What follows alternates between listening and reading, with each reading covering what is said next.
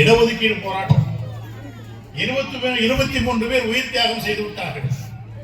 அந்த 23 பேர் இறந்து விட்டாங்க. எல்லாம் நம்ம ஊருக்காரங்க, எங்க சொந்தக்காரர் 2 பேர். அது 23 பேர் இறந்து விட்டார்கள். அந்த குடும்பம் நிரவதையாக நிற்குது. அதாவது மகனை இழந்த தாய்மார்கள் கதறி எடுக்கிறார்கள், மனைவிமார்கள் கதறி எடுக்கிறார்கள். அந்த குடும்பத்திற்கு ஒன்றே இல்லை, சாதாரண கூலி வேலைக்கு போனாதான் அவனுக்கு சாப்பாடு. அப்படிப்பட்ட 23 பேர் இறந்துட்டான். 23 பேரும் கவனிப்பதற்கு கூட நாதி இல்லாமல் அந்த போராட்டத்தை தூண்டி விட்டவர்கள் அந்த 23 குடும்பத்தை எட்டிவிட பார்க்கவில்லை. நண்பர்களே, நான் அப்பதான் வந்து வீரவண்டியர் பேரை நம்ம ஆரம்பிச்சேன். தலைவர் கலைஞர் கூப்பிட்டாரு, விவாயா அப்படின்னாரு. அந்த வீரவண்டியர் பேர் வச்சுட்டே தலைவர் கலைஞர் தான். அவர் சொன்னாரு, ஏயா அந்த 23 குடும்பங்களும் ரொம்ப நசிஞ்சு போயிருக்குதாம, பொங்கல் வருதியா, அந்த 23 குடும்பத்துக்கு ஏதாவது போய் செஞ்சுட்டு வாயான்னு சொன்னாரு. அந்த உத்தம தலைவர் கலைஞருடைய யாருமே உதவி பண்ணலையம்மா. 23 பேர் இறந்தான். இந்த தியாகிகளுக்கு பாத்தீங்கன்னா அப்ப ஒரு பெரிய இது நடந்தது. 23 பேரு அப்பப்பட்ட அந்த அம்மா அப்ப வந்து எதிர்கட்சி ஆட்சியிலே இருந்தது. மரவெட்டினே சொன்னாங்க. அந்த அம்மா ஜெயலலிதா வந்து பார்த்து தியாகிகளை பார்த்து அந்த மரவெட்டி செத்துட்டான்னு சொல்லிட்டான். நம்முடைய தங்க தலைவர் தளபதி அவர்கள் சொன்னார்கள், மரவெட்டி என்று சொல்லாதீர்கள், இது இடஒதுக்கீடு போராட்ட வீரர்கள் என்று சொல்லுங்கள். பேர் அப்படி வச்சு ஒரு குடும்பத்துக்கு 2 லட்சம் ரூபாய் பணம் கொடுத்தாரு.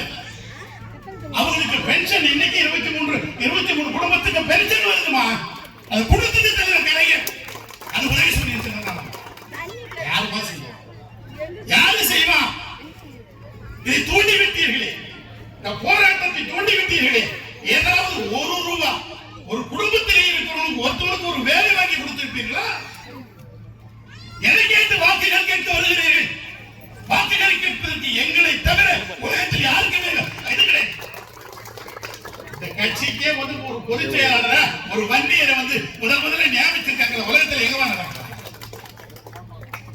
இந்த 23 தியாகிகளுக்கு மணிமண்டபம் கட்டி இருக்கிறார். 10 கோடி ரூபாய் செலவு. நம்ம எல்லாம் வளர்த்து ஆளாக்கி அந்த கோவிந்தசாமி அவர்களுக்கு மணிமண்டபம் கட்டி இருக்கிறார். யார் கிட்ட இருக்கிறாங்க சொல்லுங்க பார்க்கலாம். யார்கிட்ட பேசுறாங்க? என்ன செய்திருக்கிறீங்க? இந்த வன்னியர் சமூகத்திற்காக நீ செய்த சாதனை என்ன?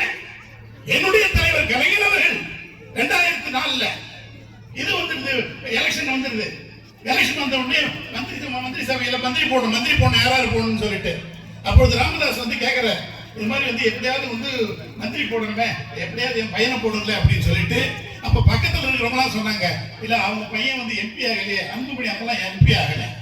தலைவர் கலைஞர் சொன்னாரு, ஐயோ சும்மா இல்லையா, அன்புமணி என் பிள்ளையா, அவன் எம்பி ஆகிறவங்க பரவாயில்ல, அதுக்கு பிறகு நான் அவனை எம்பி ஆகிறேன், அவனை மந்திரியா போடுங்கன்னு சொன்னார். யாருப்பா செய்வான்?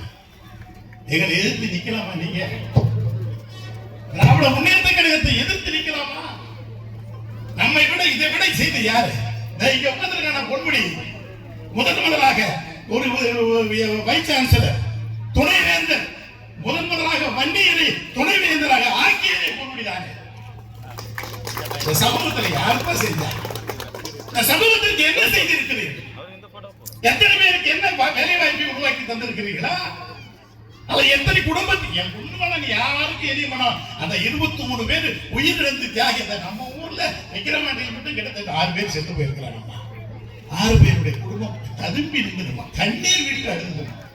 பொங்கல் தீபாவளி, அதுவும் முதல் பொங்கல் தீபாவளி, தலைவர் கலைஞர் விழிகளை நீரோடு சொன்னார், யோ ஜெகத்து உடனே போய் அவர்களுக்கு ஏதாவது பண்ணியா சொல்லிட்டு உடனே பண்ணாருமா. ராமசாமி பிள்ளையாச்சாருக்கு சிலை யாரா வச்சது? ராமசாமி பிள்ளையாச்சாருக்கு சிலை யார் வச்சது? எப்படிப்பட்ட இடத்துல சிலை வச்சாங்க? நீங்க பாத்தீங்கன்னா தமிழ்நாட்டில இருந்து சென்னையில இருந்து இங்க வெளியூர்ல சென்னைக்கு எவன் உள்ள நுழைஞ்சாலும் ராமசாமி பிள்ளையாச்சார் சிலையை பார்க்காத எவன உள்ள நுழைய முடியாது. அப்படிப்பட்ட ஒரு பிரம்மாண்டமான இடத்தில் எஸ் ராமசாமி பிள்ளையாச்சாருக்கு சிலை வைத்தது திராவிட முன்னேற்ற கழகம் தானே. யாருக்கு சொல்லுங்கப்பா? 20% இடஒதுக்கீடு தந்தவர் தலைவர் கலைஞர் தானே.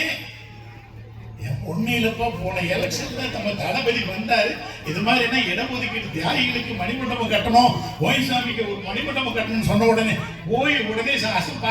அசம்பிளியில தீர்மானம் போட்டு 10 கோடி ரூபாய் செலவுல விழுப்புரத்துல சென்றான இடத்துல நீங்க மணிமண்டபம் எப்படி கொண்டு இருக்குது? யார் செய்யலாம்?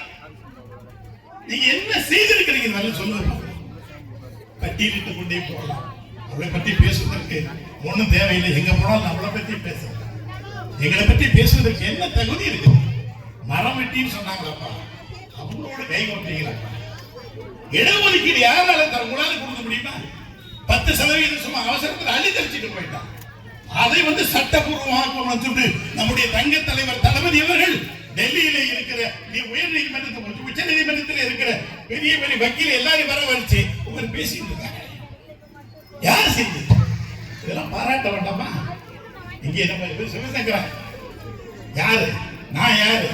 எங்கெல்லாம் உட்காந்துங்கன்னா நான் ஊர்ல ஏறி நல்ல வெட்டிட்டு வந்திருப்பேன். நீங்க அவன் மந்திரியா உட்காந்துருக்காங்க சிவசங்கரன். யாராலப்பா? தலைவர் கலைஞரால. நான் என்ன ஒரு சாதாரண கிராமத்தில் ஏற்பட்டு எனக்கு என்னப்பா தெரியும்? விழுப்புரம் வரதே ஒரு பெரிய விஷயமாச்சு. விழுப்புரம் வரது நாங்களாம் பாரிஸுக்கு போற மாதிரி பஸ் 8வது 9வது 10வது படிக்க பஸ்ல ஏறவே இல்லை. எங்களை எல்லாம் கூட்டு அரவணைத்து எங்களை எல்லாம் இப்படி உருவாக்கி அழகு பார்த்து கொண்டிருக்கிற ஒரு இயக்கம் தான் திராவிட முன்னேற்ற கழகம். இங்கே பெருமக்களே, பெரியவர்கள் எல்லாம் பேச இருக்கிறார்கள். எனக்கு ரொம்ப வருத்தமா இருக்குது. நம்ம மண்ணு இது, நம்ம சொந்த மண்ணு. நாம் பிறந்து வளர்ந்து ஆளாக்கி உருவாக்கிய மண் இந்த மண். இந்த மண் என்றைக்கும் திராவிட முன்னேற்ற கழகத்திற்கு நன்றியோடு இருந்தார்கள். இந்த சமூகத்தை காப்பதற்கு, இந்த சமூகத்தை தட்டி எடுப்பதற்கு, இந்த சமூக மக்களுக்காக ஏதாவது செய்யணும்னு நினைச்சுனா திராவிட முன்னேற்ற கழகம் தளபதியை தவிர வேறு யாராலுமே முடியாது.